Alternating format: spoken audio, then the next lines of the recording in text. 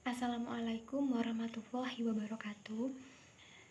Saya Sofi Fitri Rahayu, nomor NIM 205 10 10 511. Saya dari kelas AUD 2 semester 1.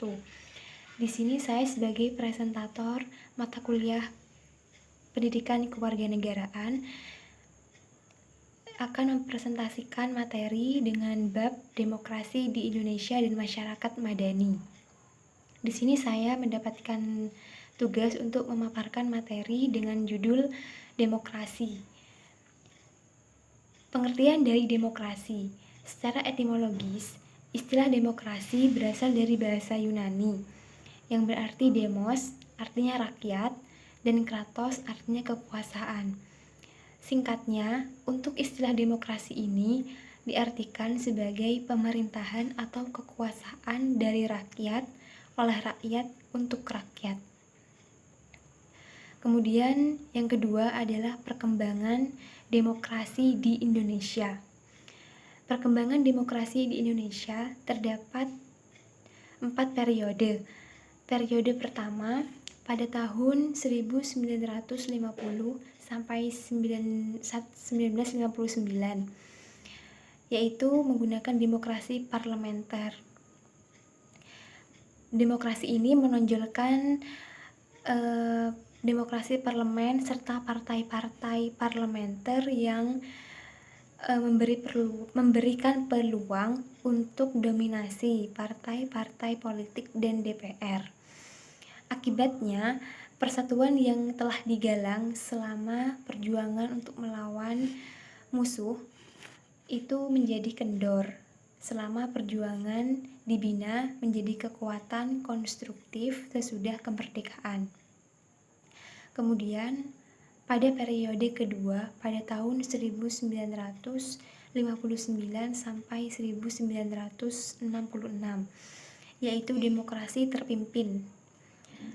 Dalam demokrasi ini banyak aspek telah menyimpang dari demokrasi konstitusional dan lebih menampilkan beberapa aspek dari demokrasi rakyat. Pada masa ini ditandai dengan dominasi presiden, terbatasnya peran partai politik, perkembangan pengaruh komunis, dan peran ABRI sebagai unsur sosial politik semakin meluas. Kemudian dilanjutkan dengan periode ketiga, yaitu pada tahun 1966 sampai 1998, yaitu demokrasi Pancasila pada era Orde Baru, yang merupakan demokrasi konstitusional yang menonjolkan sistem presidensial. Dalam demokrasi ini melihat praktek demokrasi yang mana Pancasila hanya digunakan sebagai legitimasi saja.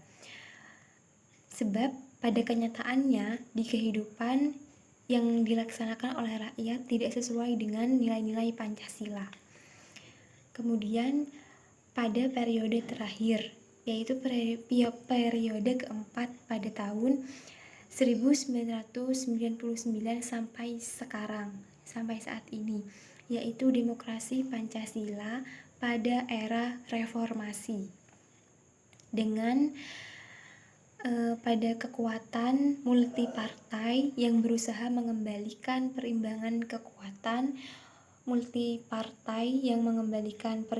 kekuatan, antara lembaga negara, eksekutif, legislatif, yudikatif.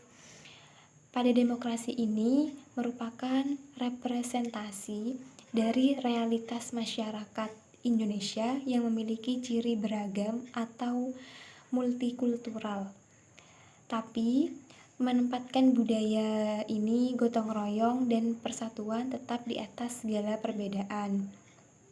Penerapan konsep musyawarah untuk mencapai suatu mufakat yang selama ini kita kenal di masyarakat kita juga merupakan suatu bukti bahwa demokrasi Pancasila bertujuan untuk mengutamakan keseimbangan, keselarasan, dan keselamatan bangsa di atas kepentingan pribadi ataupun golongan.